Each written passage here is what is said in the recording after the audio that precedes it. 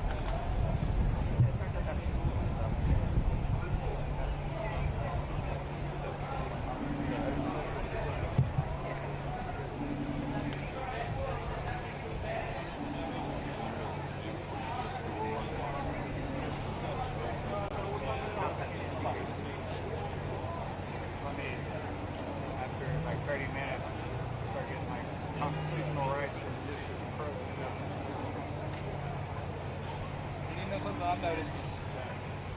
So it'd be nice to look see you down the road. See you at the next one. I hope not. You know what I mean though? Like, this ain't big. To be a rude asshole, the press guy that comes around.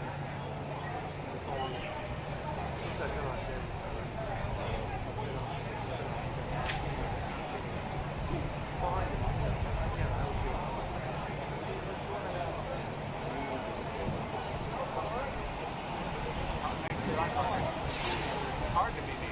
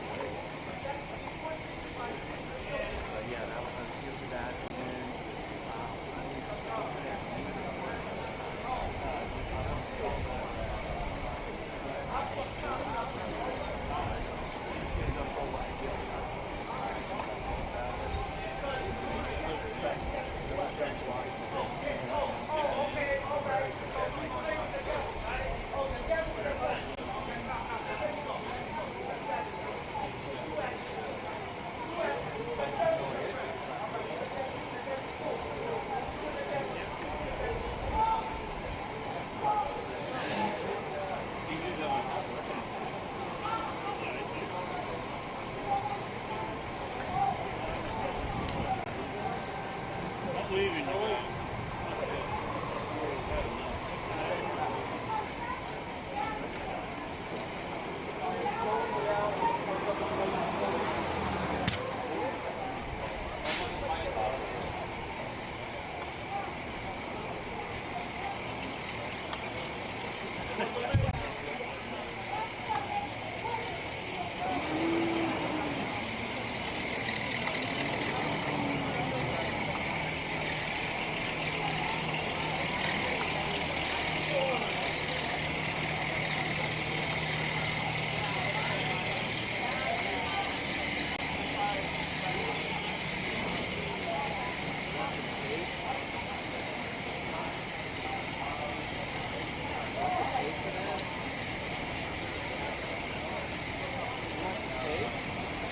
No, I found the perfect way now. I put the cord under so it's going to extra.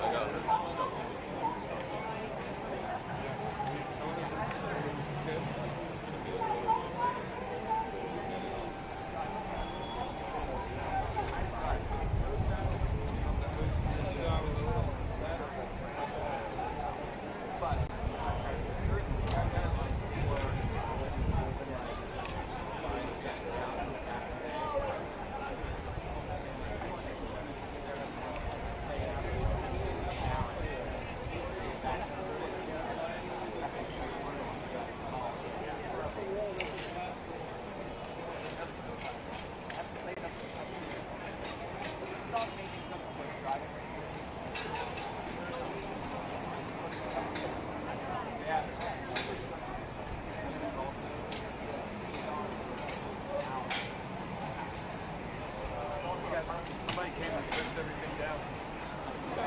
Like everything had to be stripped down.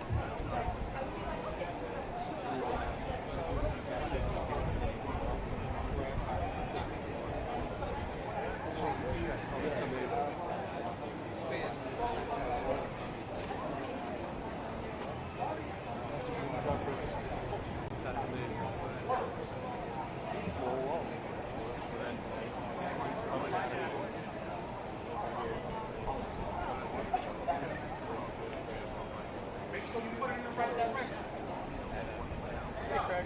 Yeah. He's like, the rules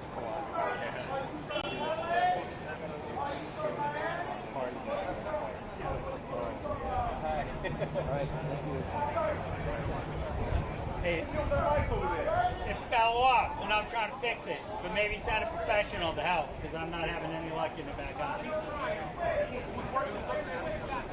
I know.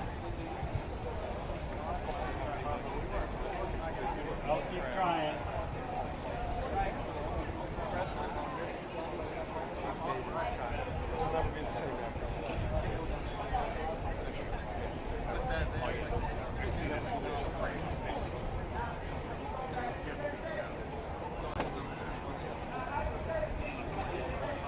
Hey man, do you want to borrow this? So you can put it on the Well, this isn't mine. I'm not using this, so if you need it. Okay.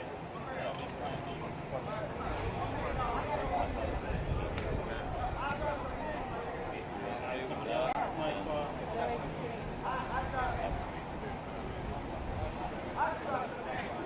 Stan's not Oh, it's steady. holding. Oh, you're taking up holding. You're this man. That's fine, but if you.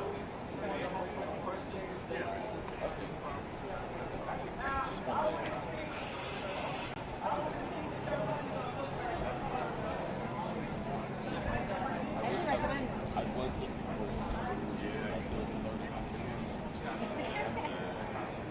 You're fine. Yeah, yeah. It's kind of a lack of space and not the quality of the plant.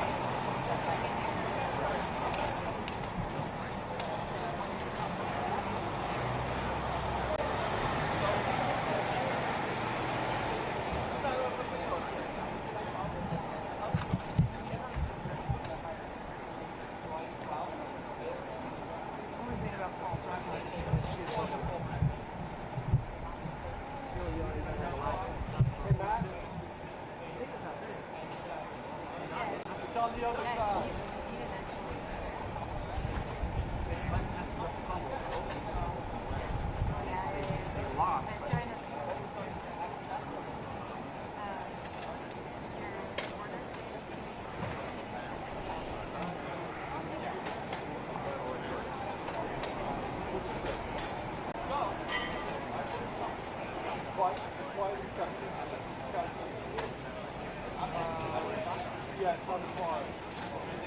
No, it's not beat up.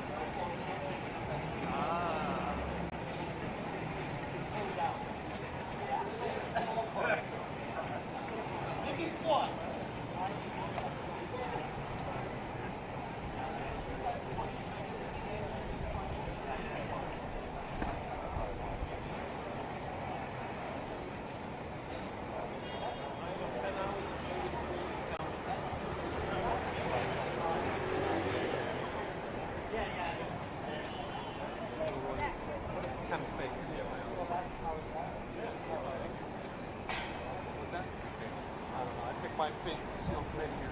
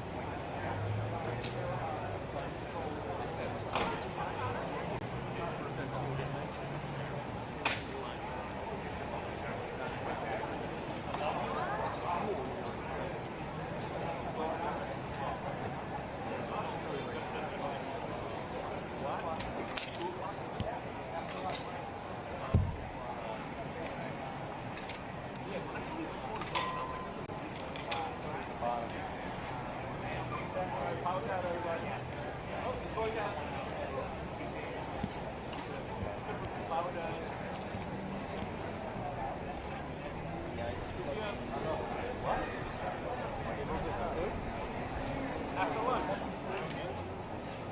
There's an email going around here. It wasn't me.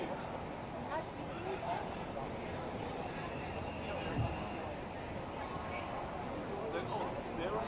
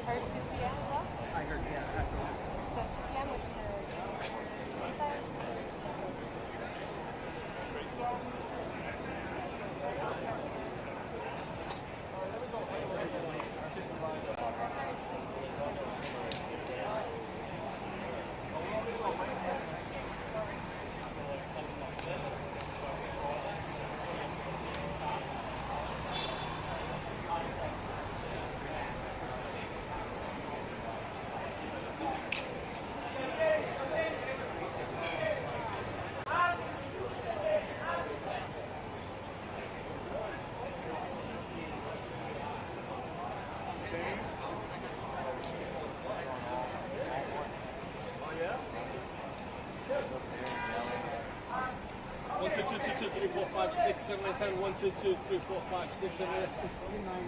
Oh, 9, 8, 7, 6, 5, 4, 3, 2. What? It ain't happening. After lunch is what I'm here right now. Again, this is what everyone's saying after lunch. I'm hearing after lunch.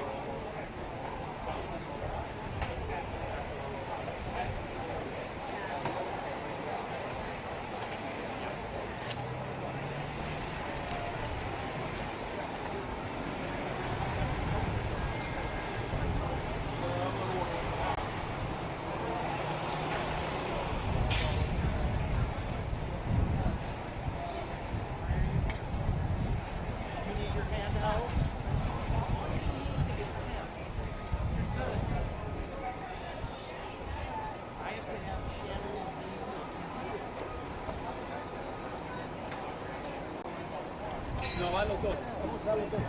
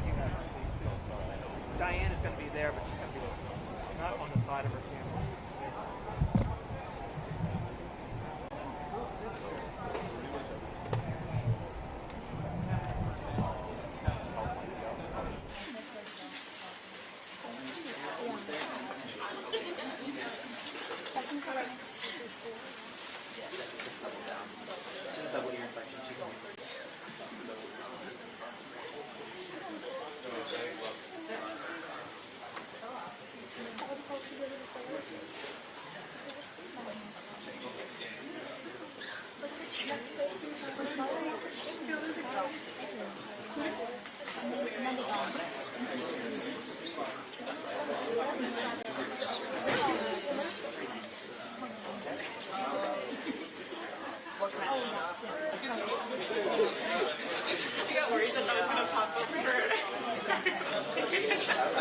Yeah,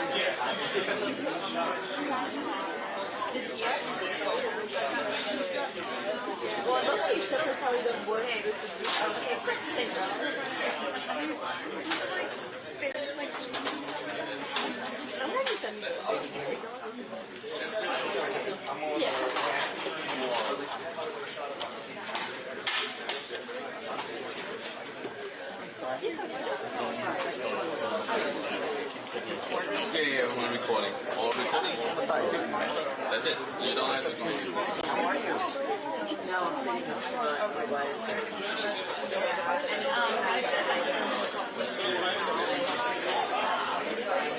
For 1 second. They are making it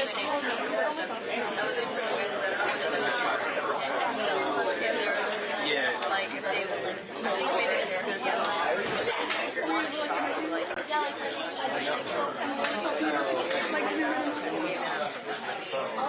We were here since fine.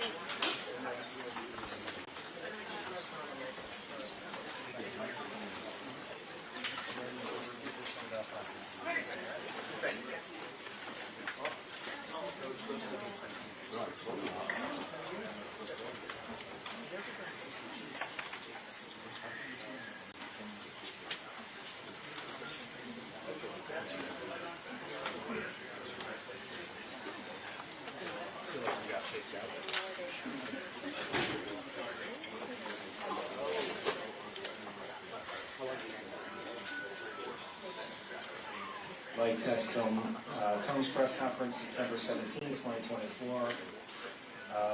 Does anybody need me to keep going? Is everybody set in the back? Give me a thumbs up if you're good. 10, 9, 8, 7, 6. You just came in from the left. Are you okay?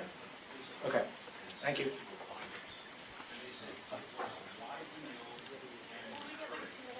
Yeah. Thanks. We're going to be close to on time. Maybe 5 minutes late. Oh, thank you.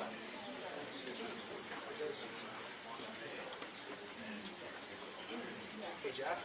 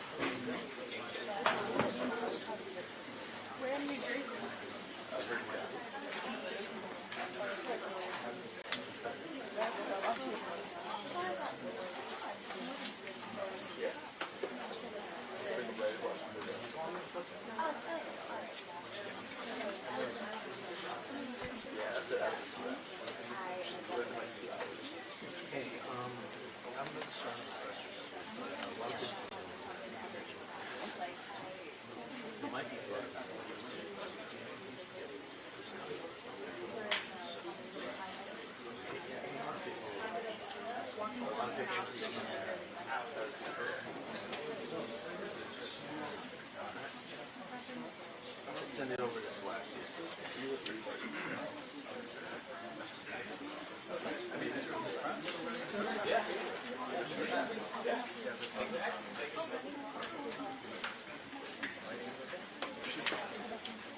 Now front, please. Now front. Now. Julia.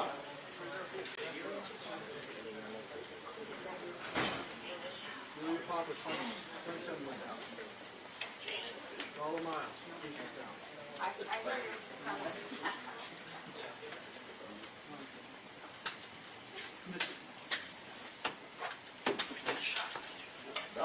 That was fast. Julia.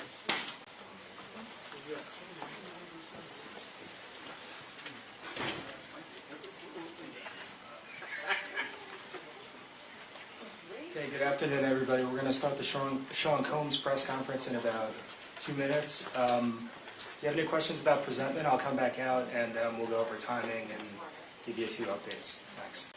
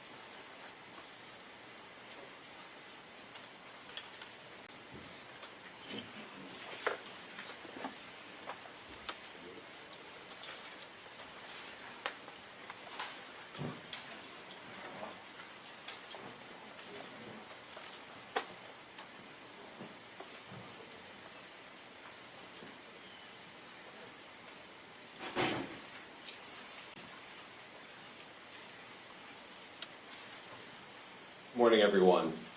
My name is Damian Williams, and I'm the U.S. Attorney here in the Southern District of New York. Today I'm announcing the unsealing of a 3-count indictment, charging Sean Combs with racketeering conspiracy, sex trafficking, interstate transportation for prostitution. The indictment alleges that between at least 2008 and the present, Combs abused, threatened, and coerced victims to fulfill his sexual desires, protect his reputation, and conceal his conduct.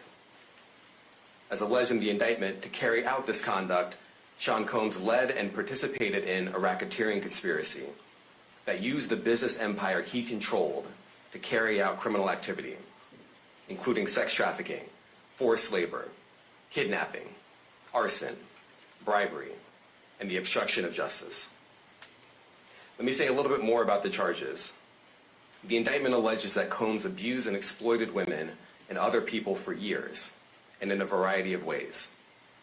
As alleged, Combs used force, threats of force, and coercion to cause victims to engage in extended sexual performances with male commercial sex workers, some of whom he transported or caused to be transported over state lines. Combs allegedly planned and controlled the sex performances, which he called freak-offs, and he often electronically recorded them. The freak-offs sometimes lasted days at a time, involved multiple commercial sex workers, and often involved a variety of narcotics such as ketamine, ecstasy, and GHB, which Combs distributed to the victims to keep them obedient and compliant. As alleged, when Combs didn't get his way, he was violent, and he subjected victims to physical, emotional, and verbal abuse so that they would participate in the freak-offs, and that Combs hit, kicked, threw objects at, and dragged victims, at times by their hair. On one occasion in March of 2016, that conduct was captured on video and later reported in the media. Specifically, Combs kicked, dragged, and threw a vase at a victim in a Los Angeles hotel when the victim was attempting to flee. As alleged, these assaults often resulted in injuries to the victims, which took days or weeks to heal. In addition to the violence, the indictment alleges that Combs threatened and coerced victims to get them to participate in the freak-offs. He used the embarrassing and sensitive recordings he made of the freak-offs as collateral against the victims. And the indictment alleges that he maintained control over the victims in several ways, including by giving them drugs, by giving and threatening to take away financial support or housing, by promising them career opportunities, by monitoring their whereabouts, and even by dictating their physical appearance. Because of all of this, the indictment alleges that the victims did not believe they could refuse Combs without risking their security or facing more abuse.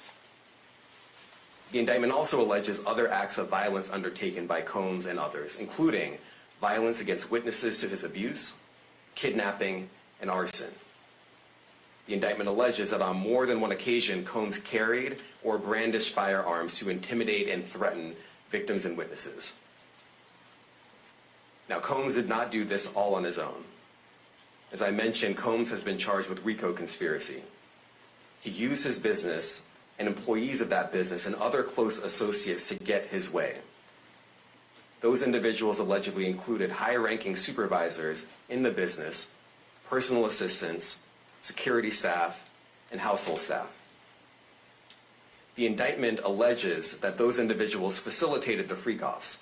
They booked the hotel rooms and stocked them with the supplies, including drugs, baby oil, personal lubricant, extra linens, and lighting. When the hotel rooms got damaged, they helped clean it up. They arranged for victims and commercial sex workers to travel for the freak-offs, and they delivered large quantities of cash to Combs to pay for the commercial sex workers. The indictment also alleges that they helped Combs cover up his crimes. During the March 2016 incident at the LA hotel that I mentioned earlier, a member of the hotel security staff intervened, and Combs attempted to bribe the staff member with a stack of cash to make sure that what happened was kept quiet. And as the indictment alleges, in late 2023, after public allegations were made about Combs' crimes, he and others pressured witnesses and victims to stay silent, including by making phone calls to witnesses and victims and giving them a false narrative of what they had experienced. And as alleged, Combs used others to help conceal his abuse by monitoring and preventing victims from leaving a location in order to hide their injuries, or by locating and contacting a victim who had attempted to flee. As part of this investigation, in March of this year, special agents from HSI executed search warrants at Combs' residences in Miami and Los Angeles. They also executed a warrant for Combs' electronic devices. During those searches, agents seized evidence of the crimes charged in this indictment.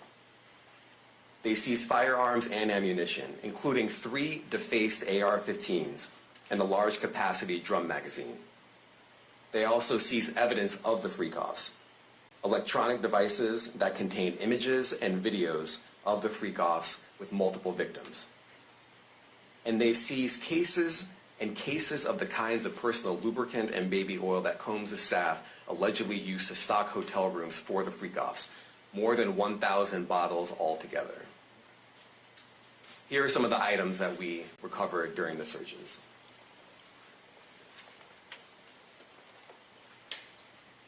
As you can see here, this is a drum magazine, large capacity, and it contains, I believe, 59 rounds. I mentioned as well that we recovered 3 AR-15s. This is a close-up shot of one of the AR-15s, and you can see right here the serial number has been thoroughly defaced. Another picture of more ammunition and parts of two AR-15s right there.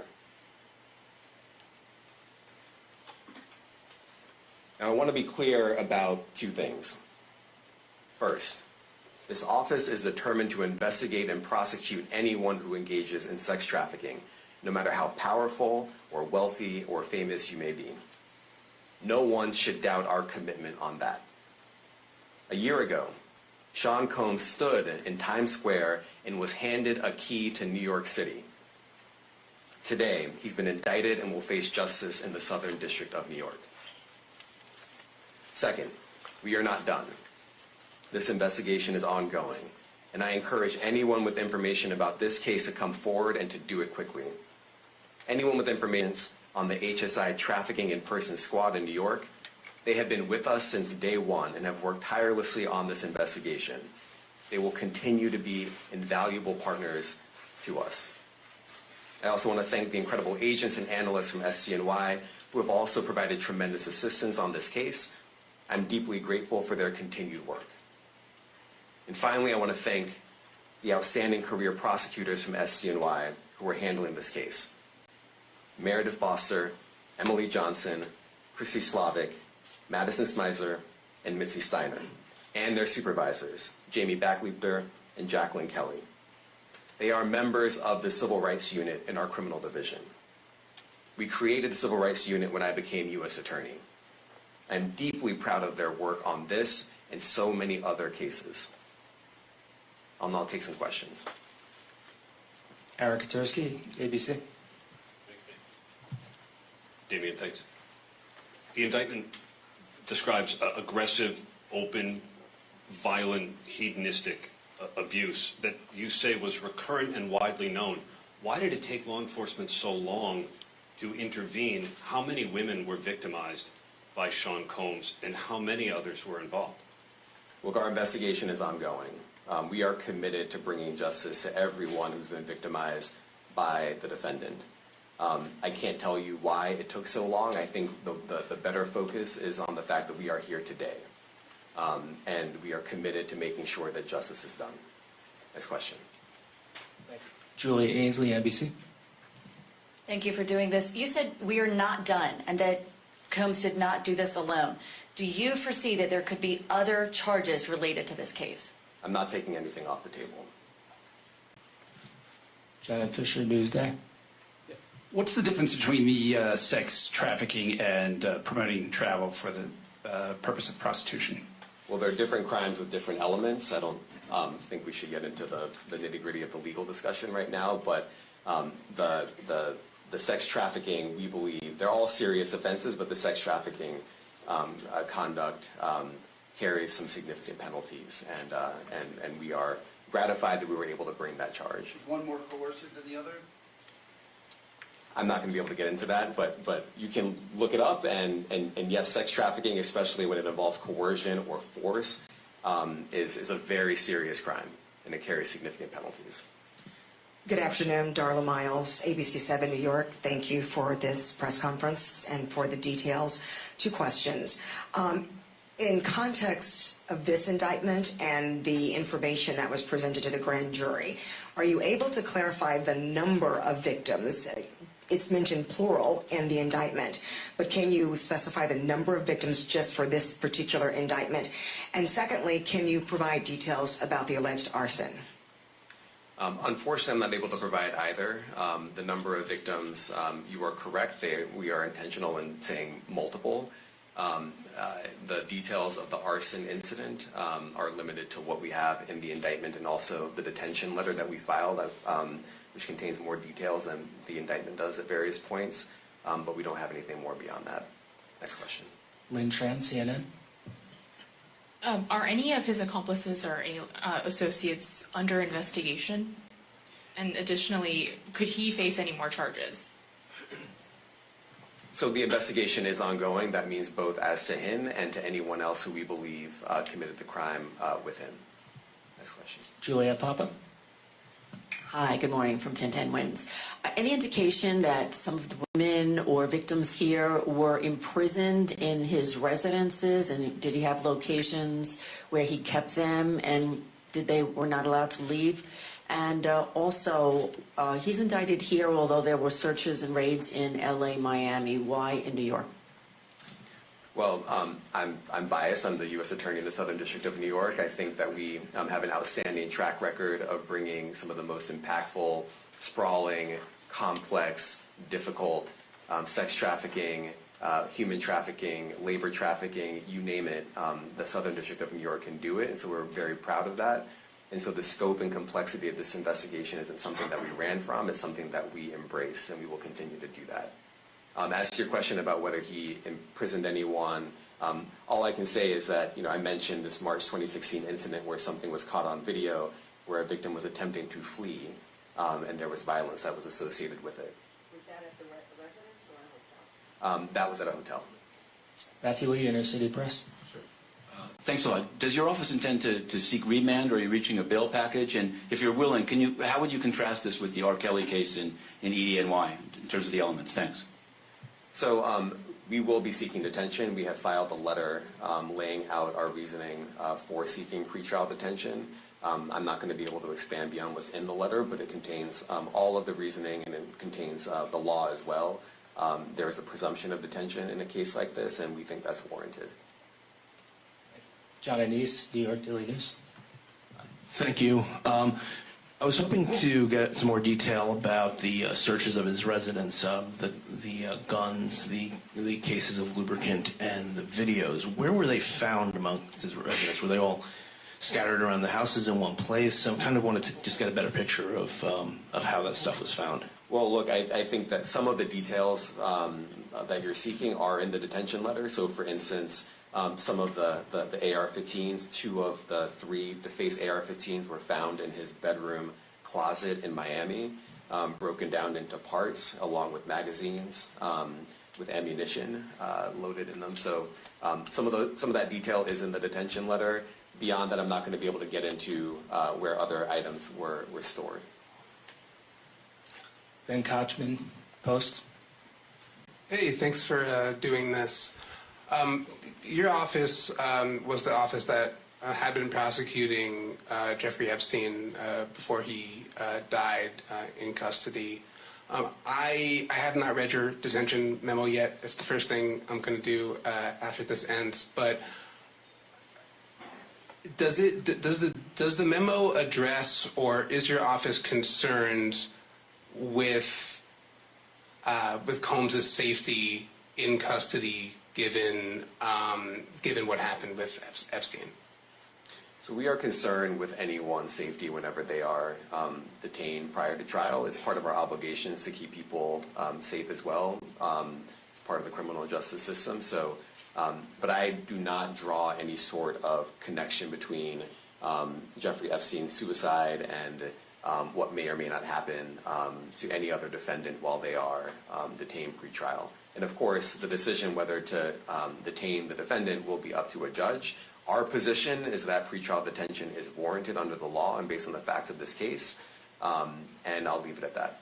Are some of the prosecutors on this case some of the same prosecutors that had been handling that, or that worked on the Maxwell case? So I'm not going to get into the staffing. I will say that this team, this group of AUSAs, this incredible group has been working on this case around the clock, and they've had their hands full. Next question. Gus Rosendale, NBC News. Good morning, sir. Combs' attorney said that his client has been cooperative with investigators. He said that this morning. I was wondering if you would have a reaction to that. Let me just say this. I think that generally and with increasing frequency, the word cooperative or cooperating has taken on tremendous elasticity, and it no longer really bears any relation to what the word means when we use it in a very specific context. So responding to lawful process and the like does not qualify as cooperation when we use that term here. Mike Sisak, AP. Thanks. To that end, Was there any discussion of Mr. Combs surrendering? I understand he was taken into custody at a hotel in Manhattan last night, and maybe that wasn't the plan. Can you elaborate on how that came about and why that was? I'm not going to be able to get into any sort of operational details as to how he was taken into custody and when. He is in custody right now. He will be appearing in court later today. Was there any discussion of him surrendering, given they claim he's cooperating? I'm not going to be able to get into law enforcement tactics or operations. It's a unique big deal at the gun. How come they're not charged outright or with obliterating civilians? That's automatic. Well, I can't get into the charging decision. It is very meaningful to us that weapons were possessed, as we allege in the indictment. Part of the reason why this conduct was so pervasive and harmful was because victims and others didn't necessarily feel comfortable denying him his wishes, as we allege, because of the presence of firearms. I should leave it there. Thanks. Last question, Jacob Shamison. Jacob Shamsian, Business Insider. Thank you. Given that he's the sole defendant in this case and that you allege he's part of a conspiracy that involves members of his companies, do you anticipate a superseding indictment that bring allegations against other members of his companies or other co-conspirators as well? Again, I can't take anything off the table. Anything is possible. Our investigation is very active and ongoing.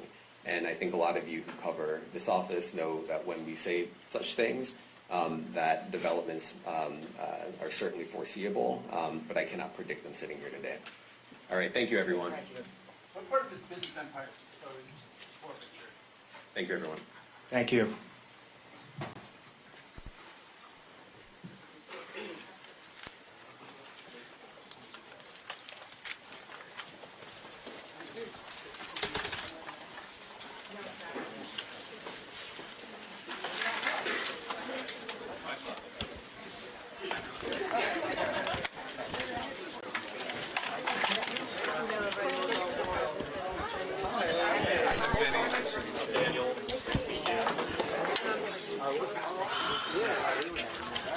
I feel like I'm 8 o'clock in the morning. Turn on our schools.